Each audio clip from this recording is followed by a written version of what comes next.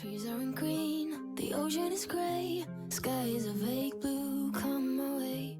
My room is a Bonjour à toutes et bienvenue dans cette nouvelle vidéo qui est sponsorisée par Lily Silk. Et c'est déjà la troisième fois que je travaille avec eux, donc normalement vous en avez déjà entendu parler. C'est une marque qui propose des vêtements qui sont réalisés dans des matériaux nobles et 100% naturels tels que notamment la soie, d'où le nom Lily Silk. Mais depuis ils se sont étendus dans tout un tas d'autres tissages avec notamment de la maille, moi c'est ce que je préfère chez eux, avec du cachemire, de la laine mérino, enfin tout ça. C'est des matériaux qui ont plusieurs avantages, notamment celui d'être thermorégulateurs, donc vous pouvez les porter en toute saison. Toutes les mailles en cachemire, en laine, tout ça, ça ne retient pas les odeurs de cigarettes, les odeurs de cuisine, ce qui permet notamment de les laver beaucoup plus rarement et de moins les abîmer. Et tout ça, ça s'inscrit dans leur philosophie qui est globalement de consommer moins mais mieux. En plus de ça, ils réutilisent toutes leurs chutes de soie, par exemple faire des chouchous, des choses comme ça. Ils essaient de pas trop gaspiller. Et je sais pas si c'est parce que je vieillis, mais c'est vrai que maintenant quand j'achète quelque chose dans le commerce, parce que je vous l'ai déjà dit, j'ai pas du tout envie de coudre tous mes vêtements, j'ai tendance à vouloir investir peut-être un peu plus pour avoir quelque chose de qualité, pour avoir des matières plus épaisses, des choses comme ça que je vais jamais tricoter ou coudre moi-même. Et ces pièces qui viennent du commerce, je vais avoir tendance à les chérir un peu plus, à essayer de faire des looks avec, ça me donne envie de coudre des pièces pour créer des tenues. Et donc cette fois-ci, comme les fois précédentes, j'ai eu la chance de pouvoir choisir 3 pièces chez eux. Et j'ai pris que de la maille, je vous ai dit, c'est vraiment ce que je préfère chez eux, notamment celle-ci, c'est vraiment ma préférée, je peux la porter en toute saison. Il s'agit d'un polo donc en maille qui est extensible et qui est 100% en soie. Il y a aussi un petit design sur tout le polo, c'est un petit peu ajouré, c'est très fin, c'est super agréable à porter et encore une fois, ça tient ni trop chaud ni trop froid, je suis trop bien dedans. Et le contraste avec les bordures blanc crème comme ça, je trouve ça très joli. Le maillage au niveau du col, il est bien droit, bien serré. On a quelques boutons sur le décolleté, ça fait très féminin, assez flatteur même si vous n'avez pas beaucoup de poitrine comme moi. Et la soie, ça a un côté vraiment très lumineux, très chic que je suis venue un peu contrebalancer avec un jean beige tout simple qui pour le coup est très mat. Vous verrez que ça y est, je suis totalement conquise par la coupe de jean wide leg. C'est totalement le genre de tenue que j'aime porter, c'est-à-dire confortable mais quand même chic et qui peut aller pour plein d'occasions suivant les accessoires. Ensuite là, j'ai voulu faire un espèce de camailleux de beige autour de ce bleu marine pour le faire encore plus ressortir avec différentes textures. Et là, je sais pas, ça me fait penser à un look un petit peu croisière pour partir en week-end, pour être en amoureux, je sais pas, moi j'imagine bien ça. La deuxième pièce que j'ai à vous montrer, c'est ce petit haut à encolure américaine. J'ai une passion pour ce type d'encolure en ce moment, je trouve que ça fait de très belles épaules. Et là, vous l'aurez peut-être deviné à la manière dont ça reflète la lumière, mais il s'agit encore une fois de soie, des côtes en bas comme ça et des torsades sur l'avant. C'est totalement la version estivale du pull que j'avais pris la dernière fois avec le col roulé. C'est donc un super basique que j'ai voulu associer à un autre basique incontournable, le jean bleu, alors wide leg évidemment, et ça vous fait encore une fois une jolie page blanche assez élégante pour ajouter tous les accessoires que vous voulez, faire une tenue sympa selon votre mood du jour. Sur la deuxième ici par exemple, j'ai changé juste la couleur du jean, je suis partie sur quelque chose d'un peu plus sombre avec une veste. Là c'est totalement une tenue qu'on peut porter en automne, hein. Et j'imagine pouvoir le porter aussi en superposition avec en dessous par exemple une chemise blanche. Et là on termine avec un basique de chez Basique, mais alors le t-shirt en cachemire.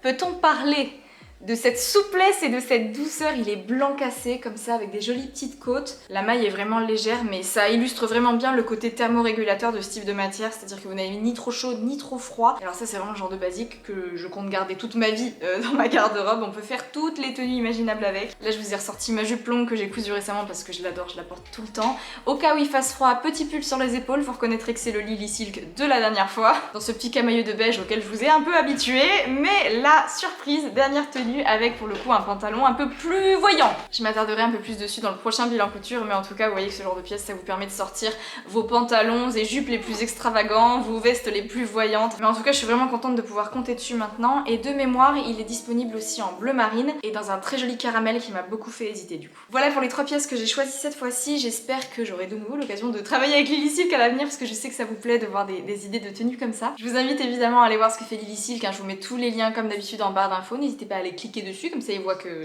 je sers à quelque chose. En plus de ça, ils vous ont recréé un code promo pour vous faire plaisir, ou au cas où c'est juste bientôt la fête des mères. À savoir que les retours et échanges sur les vêtements pour femmes sont gratuits, au cas où vous vous trompiez de taille. Voilà, je pense vous avoir tout dit sur Lily Silk pour aujourd'hui. Merci beaucoup à eux de sponsoriser la vidéo. On va pouvoir passer à la revue de presse. They could use a hand. My favorite TV shows to capturing. I know I must get. Alors, je viens d'aller me faire un petit café et on va pouvoir se pencher sur le magazine du jour. Nous allons nous pencher sur ce Fiber Mood, mais pas n'importe lequel, c'est le spécial numéro 3. Alors les traces de crayon noir ne sont évidemment pas d'origine, hein. On nous dit que c'est une édition XL avec plus de patrons de couture. Effectivement, il y en a 15 à l'intérieur. Je sais pas combien il y en a habituellement dans les numéros mensuels. Alors c'est pas vraiment mensuel, je crois qu'il y a 10 numéros par an pour Fiber Mood. Toujours est-il qu'on a 15 patrons pour une vingtaine d'euros. Donc dedans, on vous dit que vous pouvez avoir accès à certains en tuto vidéo. Vous avez de toute façon les livres des d'explications sur le site, je crois, parce qu'on a que une description sommaire par schéma de la construction de chaque vêtement. On vous met un petit aperçu des modèles. Je trouve que la mise en page dans les Fivermood est vraiment super. J'en avais déjà eu quelques aperçus parce que je regarde souvent les revues de presse de Marine W, que j'embrasse si elle passe par là. Et c'est vrai que la mise en page est super. Voilà, c'est un cran un petit peu au-dessus. On voit qu'ils investissent un peu d'argent dans la production du magazine. Après, je reconnais qu'a priori, Fivermood, je suis pas ultra fan des modèles que j'ai vu passer, de ce qu'ils font en général. C'est pas tellement mon style. J'adore le style oversize, j'en porte de plus en plus. Je sais pas, je trouve qu'il souvent il manque quelque chose pour que ça ait l'air d'un vêtement vraiment qualitatif, quelque chose d'une marque un peu premium. Je sais pas si c'est les tissus employés ou juste les coupes générales qui sont vraiment très larges avec beaucoup de froufrou. C'est pas trop mon style. Mais là, vous allez voir, il y a de tout. On commence avec ce vêtement qui est, je pense, on peut appeler ça une veste, la veste d'Elma, qui est un modèle assez intéressant avec, vous voyez, un bas-volet dans le dos, une coupe un peu asymétrique, en dessous c'est fermé avec juste une petite patte, donc c'est quelque chose qui est assez ouvert. C'est vraiment un vêtement, on va dire, pour le style. C'est pas que c'est un vêtement qui sert à rien, mais c'est vraiment, voilà, vous le mettez par-dessus, ça vous tient ni chaud ni froid, mais c'est vraiment pour avoir un petit peu plus de texture. On voit un peu ce qu'ils ont voulu faire avec pas mal de surpiqûres, etc. Je trouve le modèle est vraiment intéressant avec un col un peu chemise comme ça, une patte de boutonnage cachée. On nous le propose aussi dans sa version à capuche ici, c'est un peu plus sportswear. J'avoue que le tissu je le trouve pas très beau. Ça me parle beaucoup moins. La capuche pourquoi pas, mais c'est vrai que je trouve que avec le petit col ici, je sais pas, je trouve que ça gagne vraiment à avoir le petit col. Sur la première version, là c'est quand même un peu plus chic. C'est vrai qu'on a déjà vu passer un peu ce genre de veste très asymétrique avec des volumes, pourquoi pas. Je reconnais que j'aime beaucoup le stylisme sur cette version-ci avec le petit jean, le foulard dans les cheveux. Ce qui le met aussi beaucoup en valeur, c'est le sous-pull qu'ils ont mis en dessous. Ici qui peut totalement changer, sous-pull qu'on retrouve un peu plus loin dans le magazine. Donc ça pourquoi pas. Si moi je devais le coudre, je pense que j'enlèverais les manches en fait. Parce qu'on le voit un peu plus loin, finalement c'est juste un T. Moi je pense que j'enlèverais vraiment les manches pour faire un peu comme un débardeur en haut.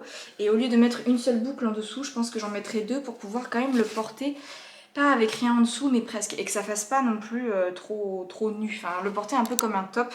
Et j'ai vu des choses assez sympas, on peut aussi mettre des petits liens qu'on noue aussi. Donc ça pourquoi pas, j'aime assez bien cette veste d'Elma. Ensuite on a droit à un t-shirt, le t-shirt Gina. Alors je sais pas si les modèles présents dans ce magazine sont des modèles qui sont déjà sortis dans les magazines mensuels et ils ont fait un espèce de condensé. Ça je sais pas, c'est à vous de me dire en commentaire si vous connaissez bien. Moi je découvre, hein, donc voilà, là on a droit à un t-shirt. Alors je sais que pour les t-shirts la tendance elle est vraiment à avoir quelque chose d'un peu oversize, un peu comme ceux que j'avais cousus du magazine Burda, là, le blanc et le beige. Vraiment quelque chose qui n'est pas moulant du tout. Mais là ce genre de coupe avec juste les petites manches rapportées comme ça et pas la couture d'épaule, c'est pas ce qu'il y a de plus flatteur à mon sens. Je trouve que la couture au niveau de l'épaule, même si elle est tombante parce que vous portez quelque chose d'oversize, sur un t-shirt elle a quand même son importance, c'est un peu plus chic je trouve que d'avoir ça. Je trouve que ça tombe jamais très bien. J'aime bien le côté retroussé ici. Par contre la poche rapportée, la poche plaquée comme ça sur un vêtement en maille, notamment du jersey de coton, c'est un peu la fausse bonne idée parce que c'est jamais très joli dans la réalisation. Même si on s'applique et qu'on thermocole et tout machin, vous voyez que même eux, sur le gros plan, on voit bien que c'est pas super net. Et quitte à faire ça, autant qu'il n'y ait pas de poche. Un truc vraiment bien clair, net, précis, parce que ça vient vraiment desservir tout le travail que vous avez fait avant si c'est pas parfaitement réalisé quoi.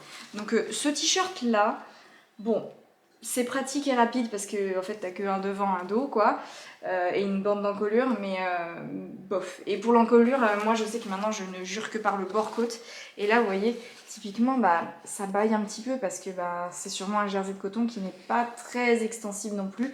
Et moi c'est le problème que j'ai eu avec mes précédents t-shirts. Et si vraiment on tient à avoir le rabat de poche sur un t-shirt comme ça, moi je dirais de faire un empiècement où on coupe vraiment à ce niveau-là, à avoir deux parties au t-shirt et prendre en sandwich dans la couture le rabat de poche si on veut vraiment avoir quelque chose comme ça sur la poitrine. Ensuite on a un body, le body Cheryl que vous voyez ici. Alors j'ai l'impression qu'ils ont cousu à une taille un petit peu trop grande pour leur mannequin, la pauvre elle flotte dedans. Et je vous cache pas que les bodys c'est pas tellement mon truc, surtout celui-ci qui est pour le coup très échancré dans le dos, j'aime pas ça, et le V devant non plus. Y a rien qui me plaît sur ce body, mais voilà, si vous aimez ça, sachez que vous avez un body vraiment très classique comme ça, à manches longues, assez échancré dans le dos. Je suis pas sûre de très bien voir sur la photo, mais l'encolure, il n'y a pas de bande de finition, c'est vraiment un repli, j'ai l'impression.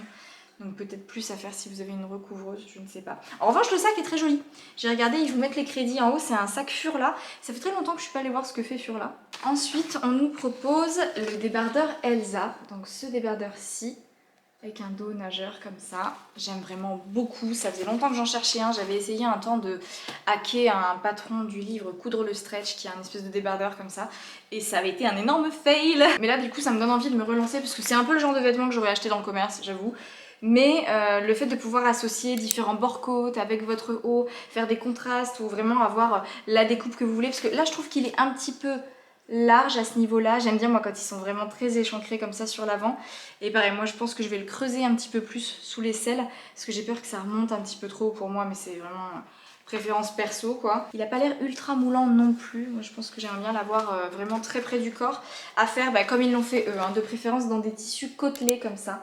Ça gagne toujours à avoir un tissu texturé et au maximum pareil, hein, du bord-côte pour les emmanchures et l'encolure. C'est vraiment le type de vêtements que j'adore porter, c'est super basique, on peut faire des choses aussi très fun avec de la couleur et comme je vous disais avec des contrastes entre le bord-côte et le tissu principal. On vous le propose aussi à l'arrière en version robe. Alors là je trouve que c'est un entre-deux un peu pas flatteur, j'ai envie de dire soit tu la fais vraiment large, un peu droite là comme ça, et auquel cas ça a un côté un peu plus classique, nonchalant, enfin j'aime beaucoup aussi, ou sinon vraiment moulant, surtout qu'elle a l'air d'avoir la taille assez fine et les hanches développées, ça pourrait être très joli. C'est vrai que la version robe est aussi très sympa à faire, pour l'été c'est super facile à porter, vous mettez une petite chemise que vous nouez par dessus, voilà, on adore quoi. Ensuite, oh surprise, encore un t-shirt. Celui-ci par contre il a une emmanchure, c'est vraiment ce genre de t-shirt que j'aime beaucoup, c'est quasiment le même que celui que j'avais cousu de chez Burda. Je trouve que l'encolure est un petit peu basse, je trouve que c'est plus joli quand l'encolure des t-shirts remonte plus près du cou comme ça, sans être un truc montant, mais ça fait un plus joli porte-tête je trouve. Là le seul truc qui me dérange c'est le tissu qu'ils ont utilisé, je sais pas si ça se fait encore beaucoup les tissus un peu lamés comme ça. On vous le propose après derrière, voilà, dans un jersey de coton beaucoup plus épais, là c'est top. En plus leur mannequin elle est très sympa. J'aime bien qu'ils aient mis plusieurs âges, elle est très jolie. Voilà, ça j'adore, la couleur est très sympa aussi. Je trouve que ça va pas du tout avec son pantalon. Je sais pas ce qu'ils ont avec le stylisme, je vous parle même pas de cette page. Hein. Là, je sais pas, on pourrait faire un épisode entier sur cette photo, donc on va même pas s'attarder. J'aime le fait que les manches soient assez longues et pareil à retrousser si c'est quelque chose que vous aimez. Mais très bon patron de t-shirt. Alors je vous ai pas dit pour les tailles, mais je crois que globalement ça va toujours du XS au double XL, au moins là il y a 3 XL carrément qui est disponible sur certains modèles de ce que j'ai vu. Ensuite on a le cardigan Donna, alors on a que cette version. Je sais pas, je trouve ça un peu tiédasse quoi. J'aime bien l'idée du raglan sur ce petit cardigan là comme ça. Je trouve que l'encolure est beaucoup trop dégagée, regardez comme ça lui tombe sur les épaules. Les fronces au niveau des manches là, franchement les fronces sur de la maille, surtout de la maille épaisse comme ça, c'est jamais une bonne idée, ça fait jamais bien. Le tissu qu'ils ont choisi se tient pas très bien, le coup des... J'aime beaucoup le fait que ce soit entouré comme ça, mais dans la réalisation tu sais que ça va pas bien tomber, que tu auras toujours un décroché, trop d'épaisseur. Ouais, franchement ce modèle, hein, voilà quoi. Ensuite, on a enfin droit à un modèle de pantalon. C'est le pantalon Kenza, qui est un pantalon vraiment large avec double pli à ce niveau-là. Alors moi j'adore ce genre de pantalon de costume assez large, il y a une énorme tendance là-dessus, il n'y a pas de problème. Là par contre je trouve que... Est-ce qu'on a une autre photo? Ouais. Je trouve que c'est pas fou. En fait je pense que ce qui manque vraiment à ce pantalon, là c'est moins flagrant, c'est un peu mieux. Je trouve que vraiment ça gagnerait à avoir des passants, ça structurerait un peu, on pourrait mettre une petite ceinture. Là, je sais pas si c'est le fait qu'elle l'ait mis avec des baskets qui me dérange avec ce fameux t-shirt qui se tient pas dans la maille lamée là.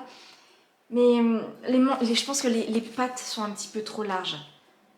Autant là, mon pantalon rayé que vous avez vu en début de vidéo, j'aurais aimé que les jambes soient plus larges. Là, je trouve que c'est un peu trop. C'est un peu trop et sans ceinture, c'est dommage parce que sinon, j'aime beaucoup le gros revers là en bas. C'est pas quelque chose de compliqué à faire. Hein. Donc le patron est quand même super intéressant. J'aime beaucoup le fait qu'il y ait 2 plis à l'avant.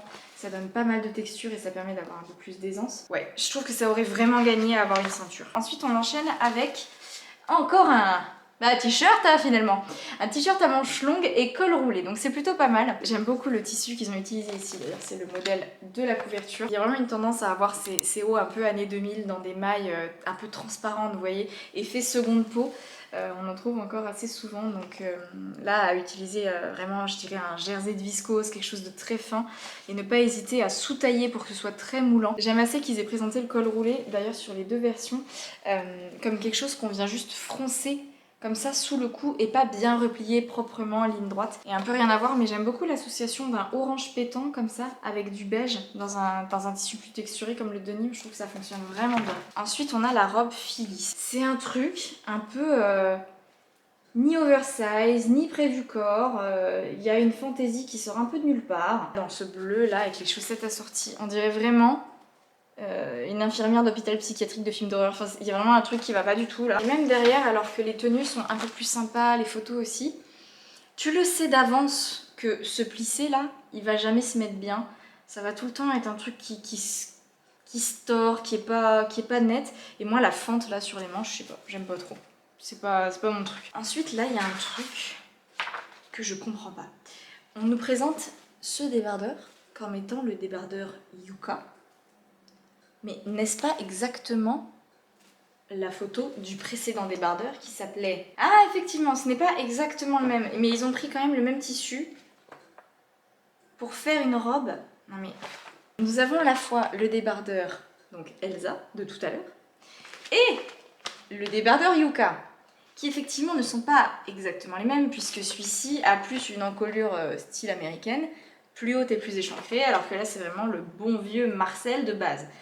Mais alors, ils ont utilisé exactement le même tissu pour faire la même robe sur la même mannequin dans deux modèles sensiblement identiques. Moi, ça me laisse un peu perplexe. Je vous avoue que jusqu'à maintenant, j'étais persuadée que juste ils avaient remis un modèle déjà présenté, mais non, ce n'est pas le même.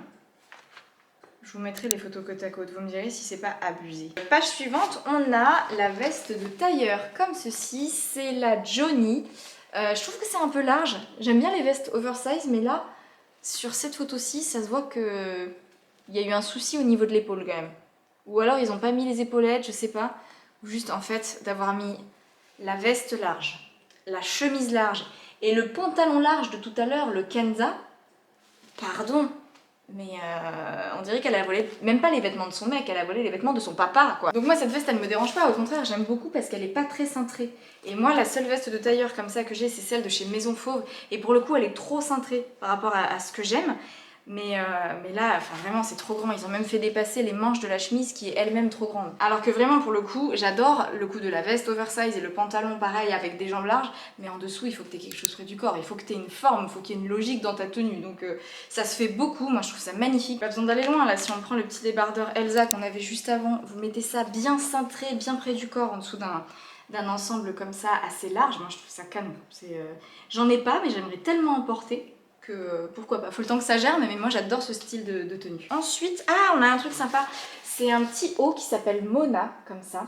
Alors, je pense que c'est de la maille, puisqu'il n'y a pas de zip, il n'y a rien nulle part, il faut quand même pouvoir l'enfiler, avec un petit mock neck, comme ça, un petit col un peu cheminé, sans manches, donc vraiment à utiliser dans pas mal de saisons, en superposition, ou même comme ça bras nus, moi j'adore. On a aussi une version rose derrière, vous voyez, en superposition avec un t-shirt blanc. Je trouve ça très joli. Il n'y a pas de couture apparente au niveau de l'encolure, au niveau des manches, donc il doit y avoir pas mal de parmentures. Je sais même pas, si ça se trouve c'est complètement doublé. Et le tissu, fabrique knit. Ouais, donc il faut une maille, mais pourquoi pas, hein. Vraiment des mailles un peu texturées ou des mailles avec du jacquard dessus. Après, si on veut le porter comme elle le fait ici, c'est-à-dire avec rien en dessous, il faut quand même, je pense, réduire l'échancrure ici, parce que ça a l'air quand même très très ouvert.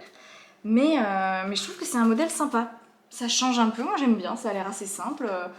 Ouais, j'aime bien. Ensuite, on a un modèle de chemise avec deux variations. Oui, ça s'appelle le Odina. Alors la première, c'est celle-ci, je vous avoue que j'aime pas du tout.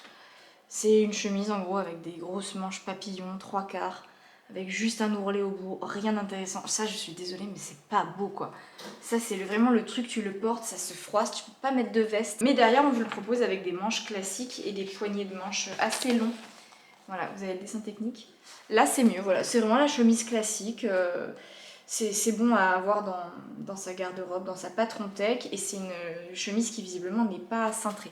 Donc assez oversize comme ça, bref, Fiber Mood quoi. Bah, d'ailleurs là on a une troisième version jaune comme ça et on voit effectivement que la chemise est assez courte et assez large. Voilà. Par contre avec le pantalon élastiqué, non. Ce qu'il me reste à voir, le sweat Lara qui est vraiment sympa je trouve. Je pourrais être amenée à le faire parce qu'il y a quand même vraiment plein de surpiqûres, c'est exactement ce que j'aime dans un sweat.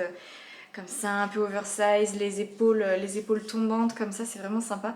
Mais moi je remonterais à mort l'encolure et là ils ont mis du bord côte, effectivement c'est assez joli. Ça peut être vraiment sympa d'avoir cette couleur, elle est canon.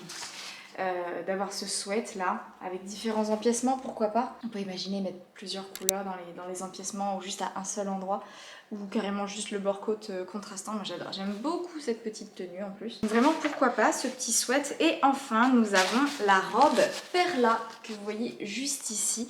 Donc c'est une robe style veston de 3 pièces, vous savez, que vous allongeriez pour faire une robe. C'est plutôt sympa, je sais pas si je porterai ça, c'est pas ce que je préfère, mais par contre pourquoi pas le raccourcir un peu pour faire comme un espèce de top tunique. Il y a eu beaucoup cette tendance de porter juste la petite veste en dessous, le gilet, voilà c'est ça le mot français. Mais là pourquoi pas même le rallonger un tout petit peu pour que ça tombe sur les hanches, puisqu'il y a un retour du péplum mais un peu sous cette forme, pas trop comme on l'a connu avec des volants, mais c'est vrai que version qui arriverait ici avec un pantalon en dessous, pourquoi pas, ça peut être quelque chose de très très chic. Moi j'aime bien, en plus ils ont mis des petites épaulettes comme ça sur les côtés. Je sais pas si je le ferai tout de suite ou si je le ferai tout court, mais j'aime bien savoir que j'ai ce patron quelque part qui est déjà prêt. Et voilà, écoutez, donc on a fait le tour des modèles de ce Fiber Mood spécial numéro 3. J'espère que ça vous plaît toujours autant de voir des petites inspirations. C'est totalement des trucs que je trouve sur mon Pinterest, mais voilà, des idées de tenues, de petites modifications ou d'associations de patrons de tissus pour se projeter un peu plus à partir d'un dessin technique. Est-ce que je regrette d'avoir acheté ce magazine? Eh bien, pas du tout. Je sais que souvent je suis un peu sévère et un peu cynique dans mes commentaires, mais là pour le coup, il y a quand même plusieurs modèles que je me vois bien réaliser. Notamment le petit débardeur, là j'ai acheté un tissu chez Mondial Tissu il y a pas longtemps et je pense que je vais le tenter. Là je me vois bien réaliser celui-ci, comme je vous disais, sans manches et avec plus de fermeture sous les bras. Ce petit truc là, c'est pas mal, intéressant, si on trouve un tissu cool, pourquoi pas. Le t-shirt il est bien aussi, la veste de costume, pourquoi pas, parce qu'elle est vraiment bien coupée droite et j'en ai pas.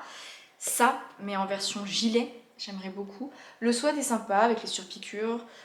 La chemise, bon, c'est toujours bien d'avoir un patron de chemise, ça j'adore ce débardeur là.